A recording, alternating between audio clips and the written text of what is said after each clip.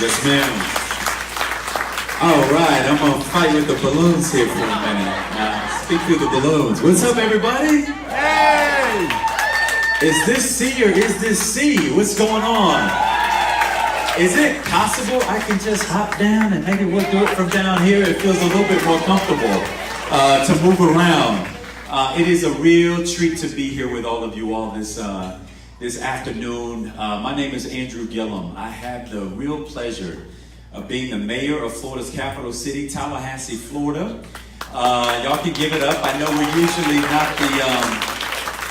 Every time you hear Tallahassee these days, it's in a bad commercial. Hey, Rhonda, talking about, we gotta change things in Tallahassee. But I'm from the good part, where the people live. Not where the governor is, but where the regular, everyday, hardworking people are who quite frankly help to power this state forward. They're hardworking civil servants who have not been treated very well over the last 20 years. Well, we're going to change that when we flip this state blue on November 6th. I'm committed to that. We are committed to that. I can't thank y'all enough for having me back here.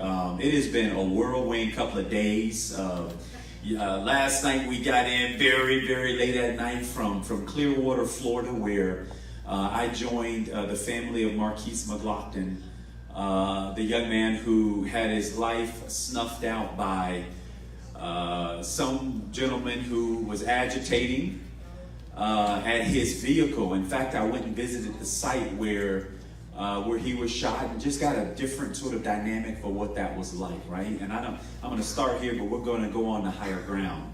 But I will tell you, one of the things that disturbed me so much about that case, not only just the existence of stand your ground, that you could have the person who agitates a situation.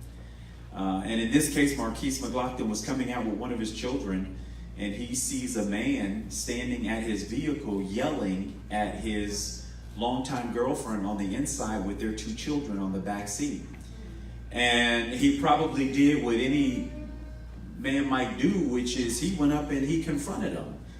And I don't advocate putting physical hands on anybody. And he shoved the gentleman to the ground and then took 4 steps backwards and began to turn and to pivot. And as he began to pivot, he pulled out the gun and he shot him. And of course, Marquise is no longer with us.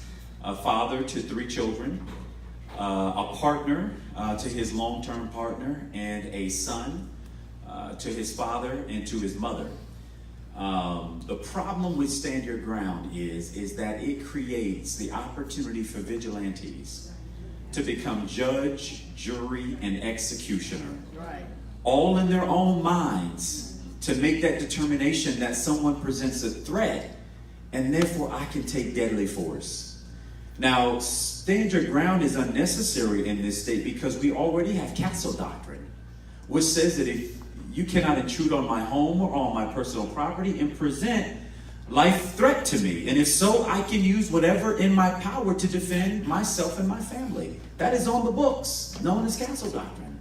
There's also case law that exists around self-defense. Well-established judicial precedent here. And so if we already have common law around self-defense, and we already have castle doctrine to protect you in your home, what is the point of extending that out into the streets where anybody can make the decision, I feel threatened and I gotta shoot this person. I feel threatened and I'm gonna take your life out. And to add insult to injury, I can go and agitate a situation. And when someone pushes back on me, I can then take life-taking measure. I'm sorry, but Stand Your Ground has no place in civilized society. It has no place in civilized society. And we've got to change it. Well, I tell you, y'all, it's been 20 years since a Democrat has won the race for governor in the state of Florida. 20 long, miserable, painstaking years. Under Republican leadership and control, if you want to call it that, dictatorship in some cases, where they have done everything they can, in my opinion, to set the state back. And guess what? You don't have to just take my opinion. Look at the stats.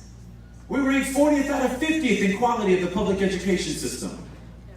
The median salary for teachers in the state of Florida, not just first time, but the median average salary for teachers is 45th lowest out of 50 states. We have had a complete dereliction of duty when it comes to protecting our environment under Republican control. We have algae blooms, blue-green algae blooms of guacamole content flowing out of the east and the west side of this state because we handed over the reins of environmental protection to big developers and big agricultural industry. This is our environment. This is our clean water. This is our air that we all have to breathe. It's ours. It doesn't belong to the big businesses and corporations who fund Republican campaigns. It belongs to us. And when we take back this state on November 6th, we're going to return our environmental protection to the people.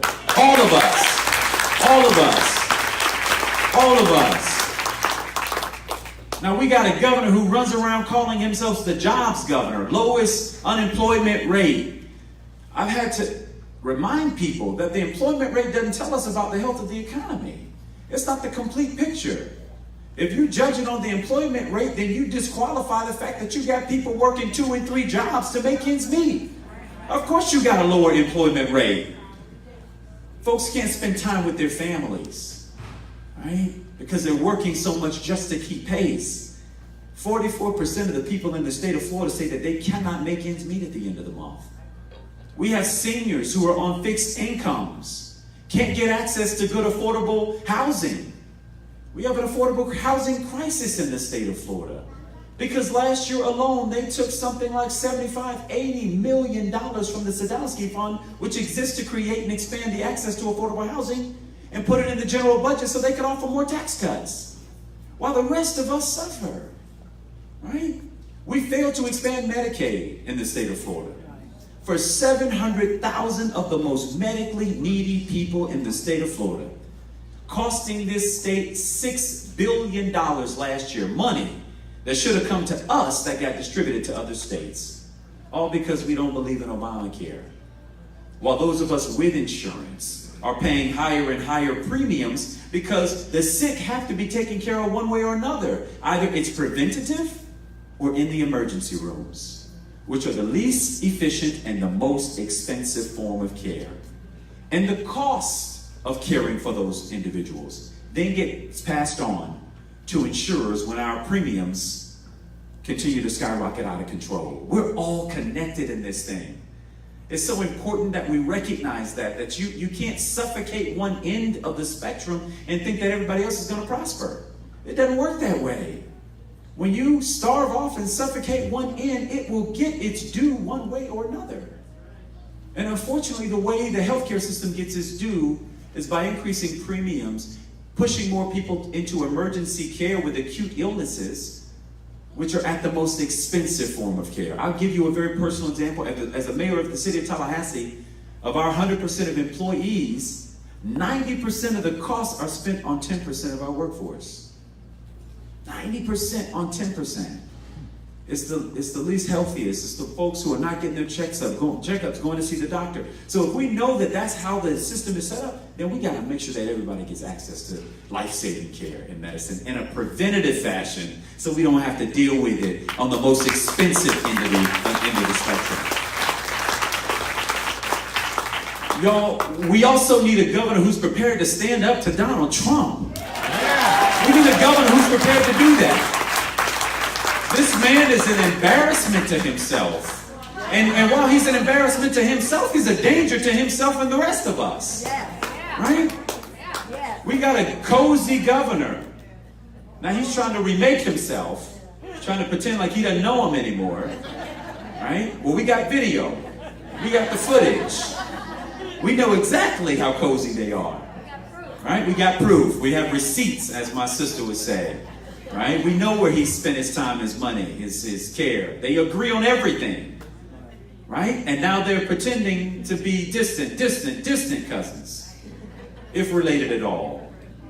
Well, I'm prepared to stand up to this president, to say that you want to know something? There are more of us than there are of him.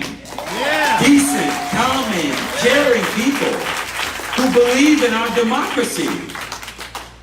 But y'all, elections have consequences. They have consequences, and we're living it. We're feeling it today. We can do better, and we deserve better.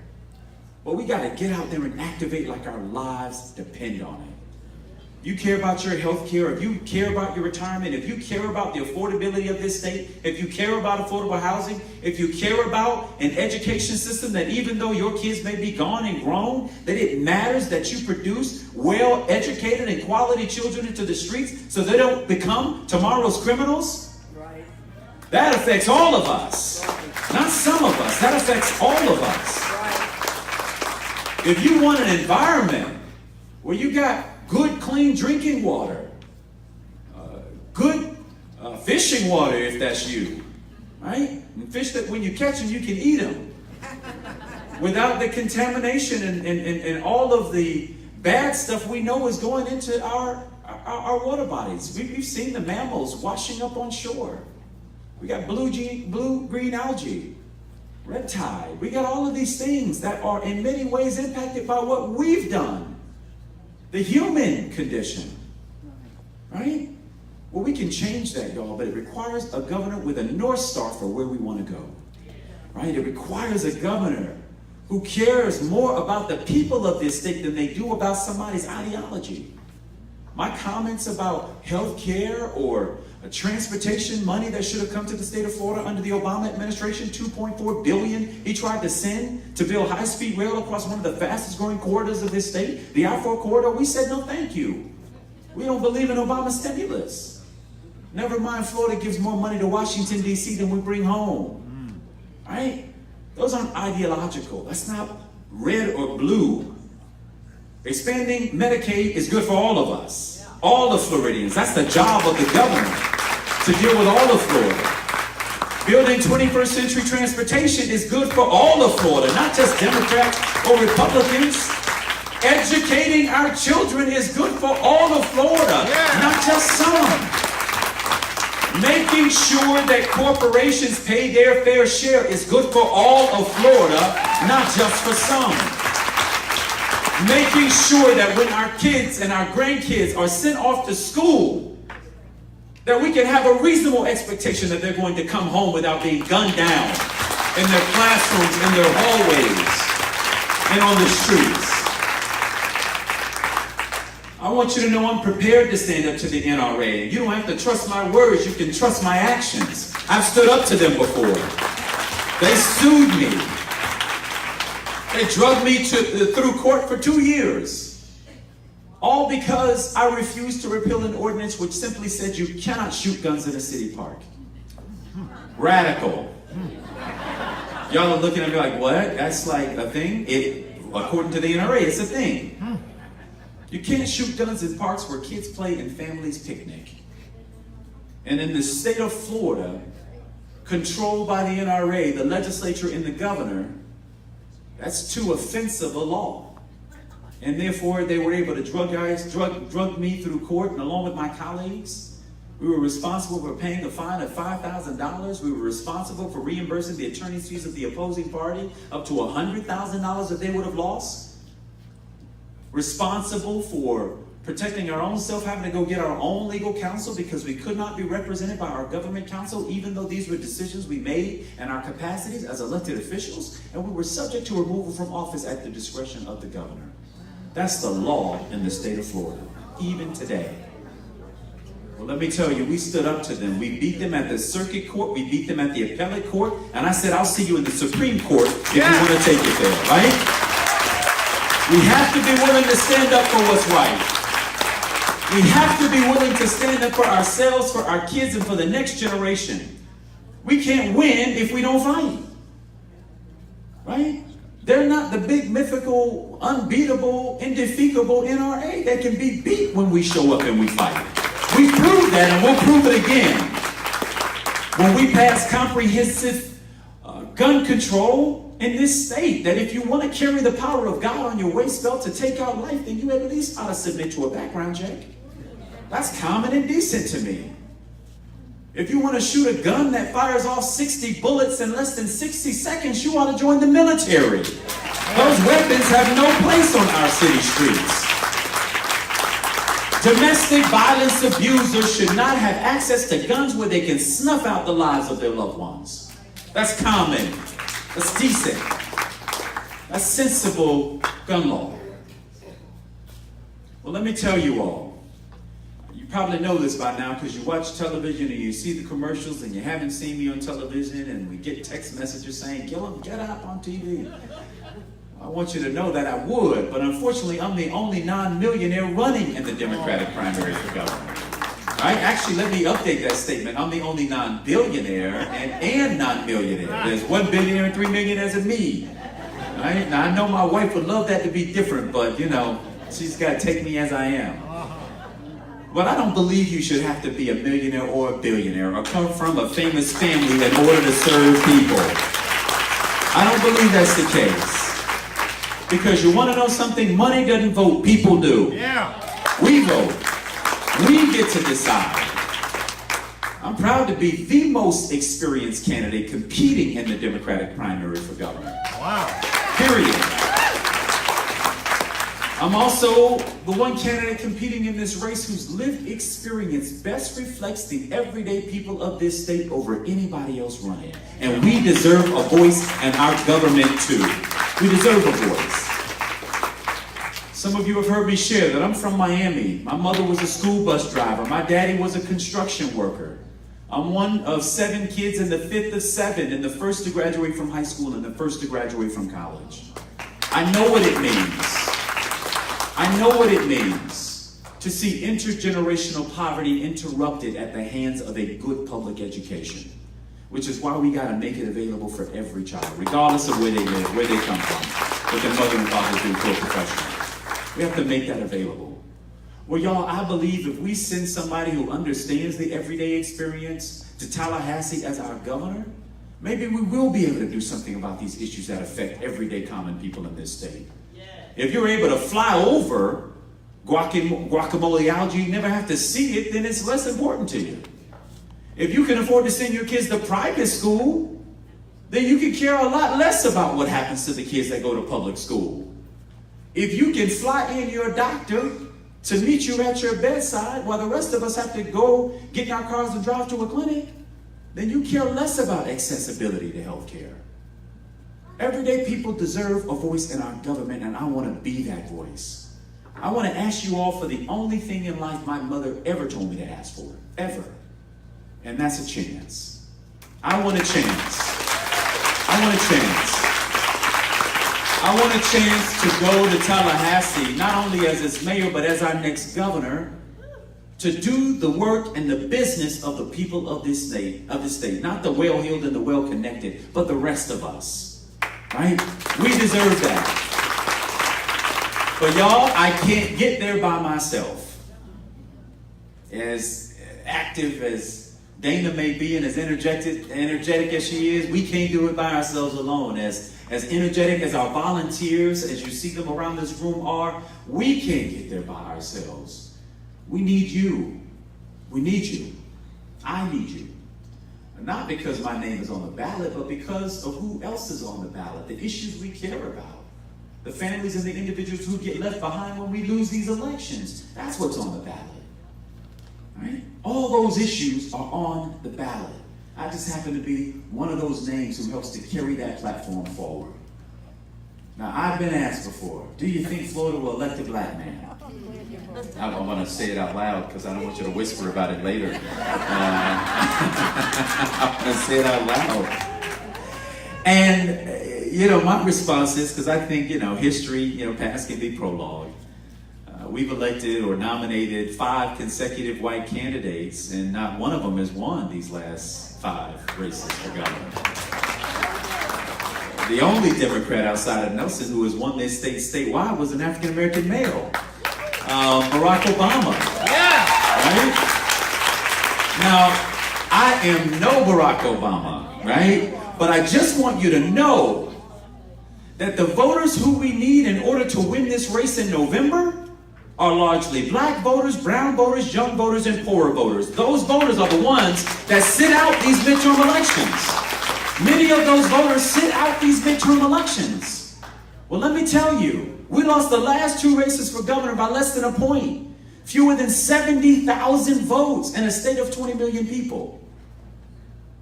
Well, I trust my chances at being able to motivate and move more of those voters to the polls over anybody else running in this race. I trust my chances at being able to do that. And so, yes, I believe we can win. Can a young guy win? Well, I may be young, but I also got 15 years of public policy making experience, and my next closest opponent has 6. And my next closest opponent after that has 2. And my next closest opponent after that, the 2 of them have none.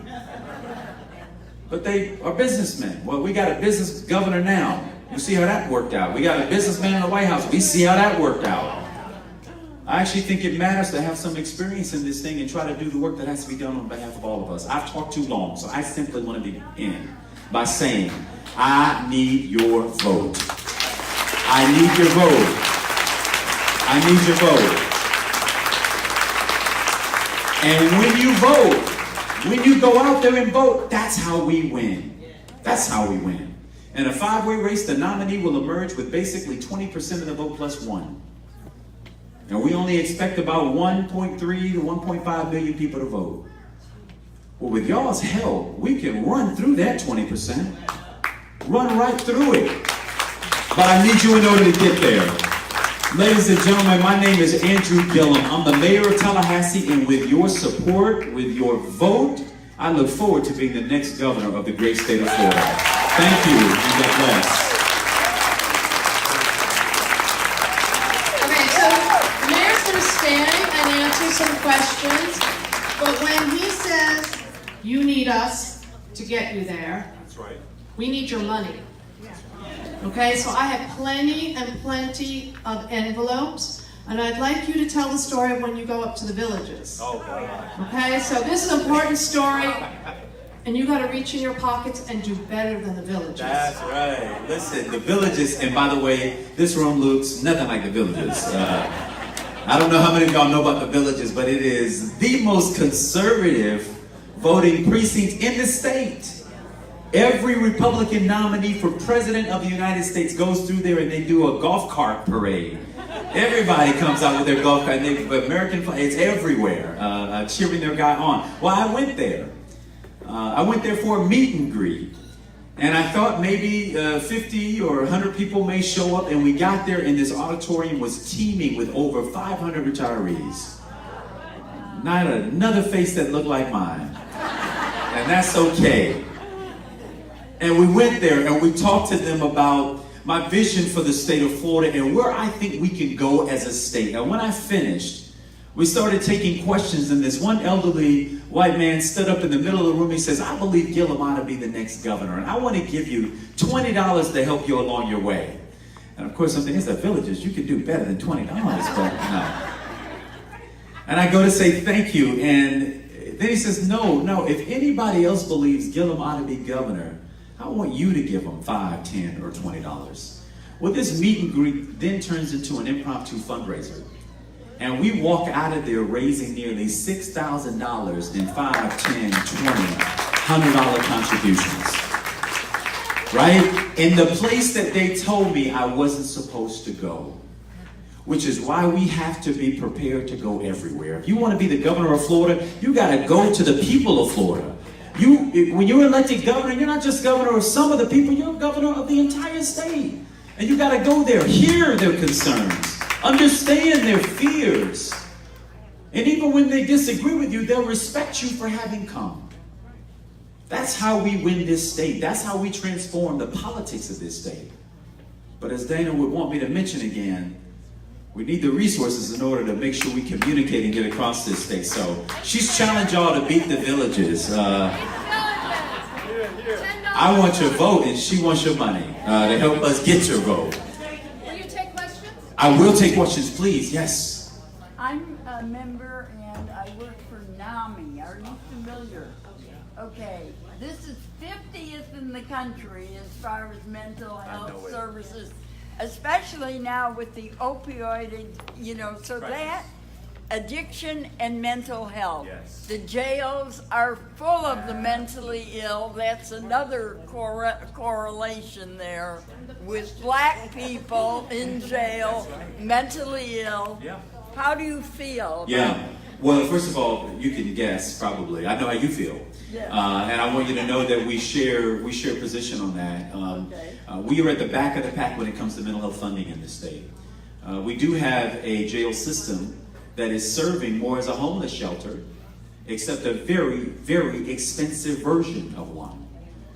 We have individuals who want access to treatment and can't get it. By the way, when we talk about Medicaid expansion, Medicaid is the biggest and best purveyor of mental health care of any out there. And yet we're leaving that money on the table. So one, we've got to expand Medicaid. But the other thing that we've got to do is we've got to fully fund the mental health resource centers across the state. Wouldn't it be something if we actually treated people for what their illnesses were rather than treating folks as criminals, when really what they need is access to medicine and treatment? I also believe in mental health courts, and we don't have enough of them over the state of Florida.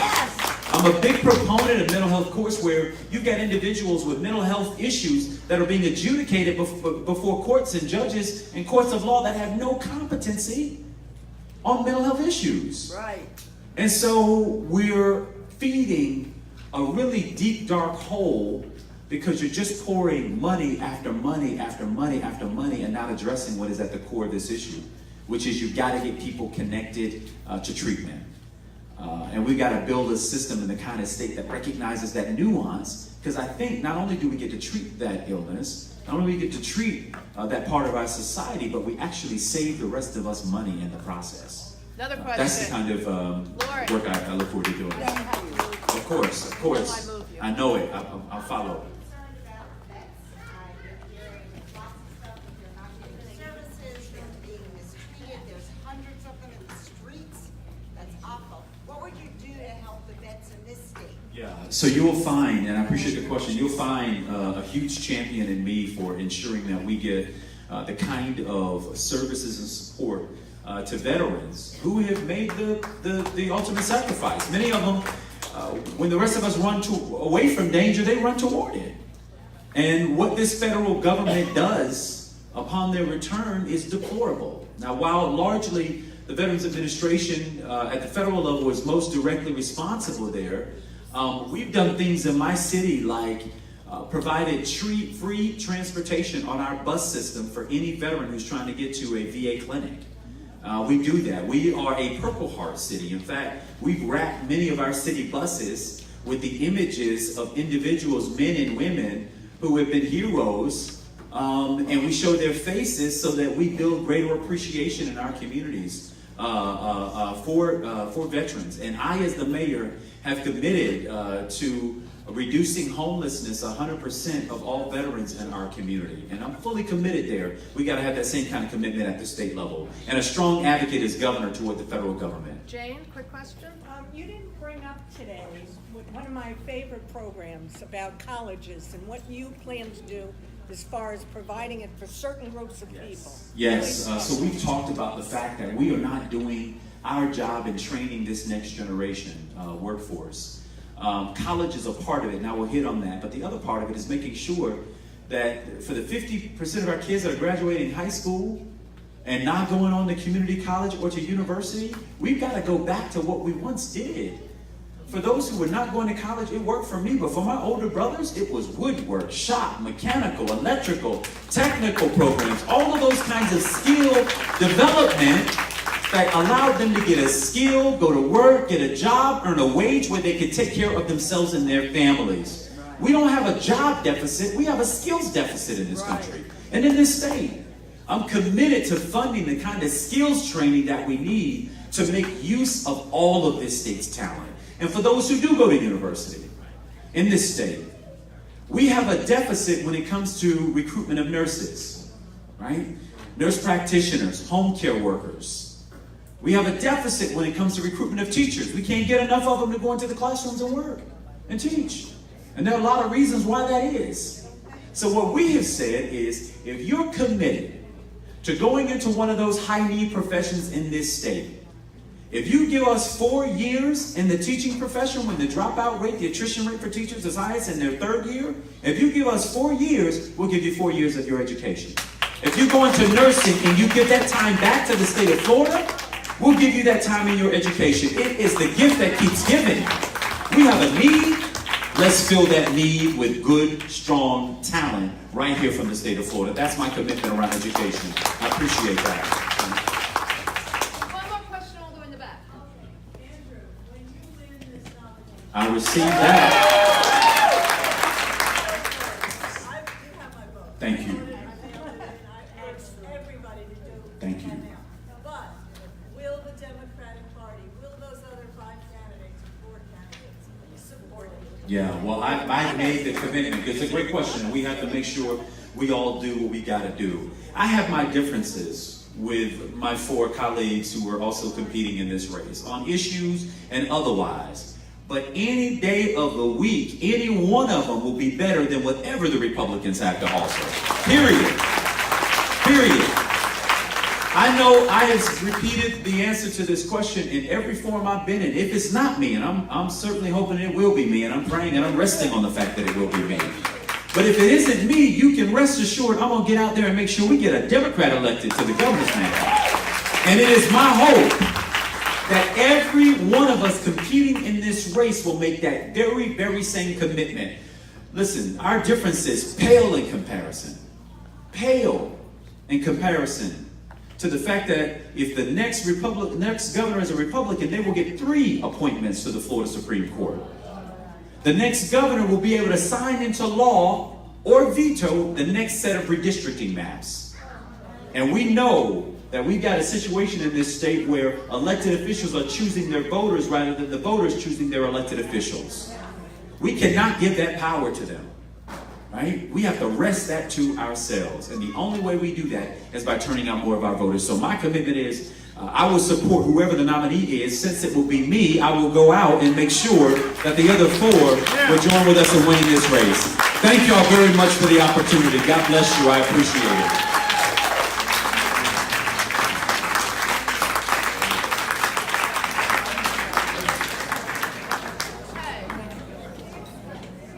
I want to thank you all for coming.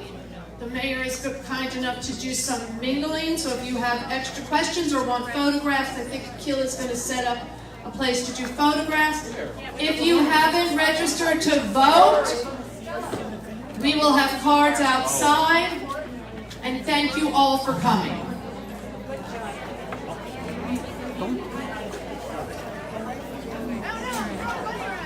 I gave it to Dave.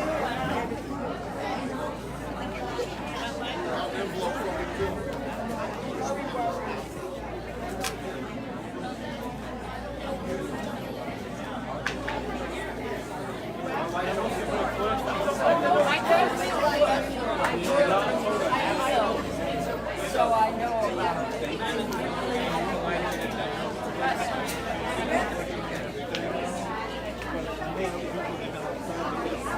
They have issues and there's no services. Thank you for coming. I hope you like what you heard. I did.